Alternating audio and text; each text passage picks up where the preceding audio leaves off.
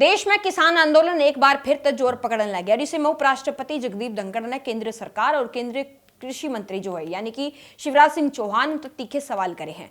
उपराष्ट्रपति जगदीप धनखड़ ने कहा कि कृषि मंत्री जी एक एक पल आपका भारी है। मेरा आपसे आग्रह है कि कृपया करके मना जरूर बताओ कि क्या किसानों से वायदा किया गया वायदा क्यों नहीं निभाया गया, वायदा निभाने के लिए हम क्या कर रहे हैं। पिछले साल भी आंदोलन हुआ था और इस बार भी आंदोलन की जो तैयारी है किसानों ने वो कर दी है। काम चक्र घूम रहा है और हम कुछ नहीं कर रहे हैं। कृषि मंत्री जी एक एक पल आपका भारी है।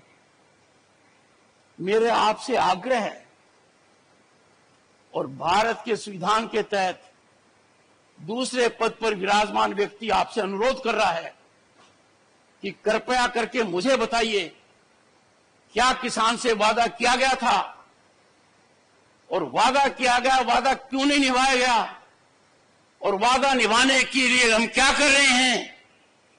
गत वर्ष भी आंदोलन था, इस वर्ष भी आंदोलन है, काल चक्कर घूम रहा है, हम कुछ कर नहीं रहे हैं।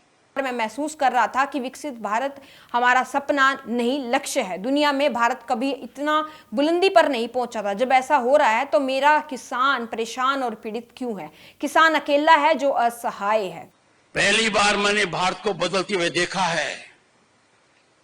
पहली बार मैं महसूस कर रहा हूं कि विकसित भारत हमारा सपना नहीं लक्ष्य है। दुनिया में भारत कभी इतनी बुलंदी पर नहीं था। दुनिया में हमारी साख पहले कभी इतनी नहीं थी। भारत का प्रधानमंत्री आज विश्व के शीर्ष नेताओं में गिना जाता है। जब ऐसा हो रहा है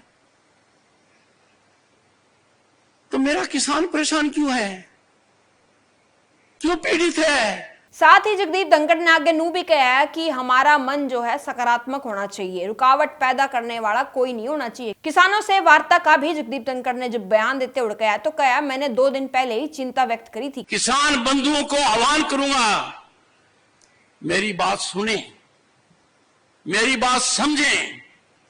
आप अर्थव्यवस्था की धुरी हैं, राजनीति को प्रभावित करते हैं, भारत की विकास यात्रा के आप महत्वपूर्ण अंग हैं, सामाजिक समरसता की आप मिसाल हैं। आपको भी बातचीत के लिए आगे आना चाहिए। पर मुझे माननीय कृषि मंत्री जी थोड़ी पीड़ा है, मेरे लिए चिंतन और चिंता का विषय है। अब तक ये पहल क्यों नहीं हुई। आप कृषि कल्याण ग्रामीण विकास के मंत्री हैं।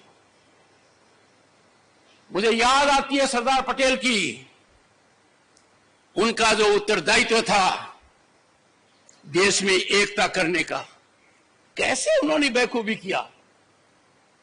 ऐसी चुनौती आज आपके सामने है, इसको भारत की एकता से कम मत मानिए। और यह आकलन बहुत सीमित है, संकीर्ण है कि किसान आंदोलन का मतलब सिर्फ उतना है जो लोग सड़क पर हैं।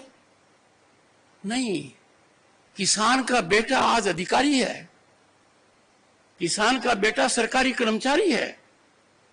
अरे इस देश के अंदर लाल बहादुर शास्त्री जी ने क्यों कहा जय जवान जय किसान।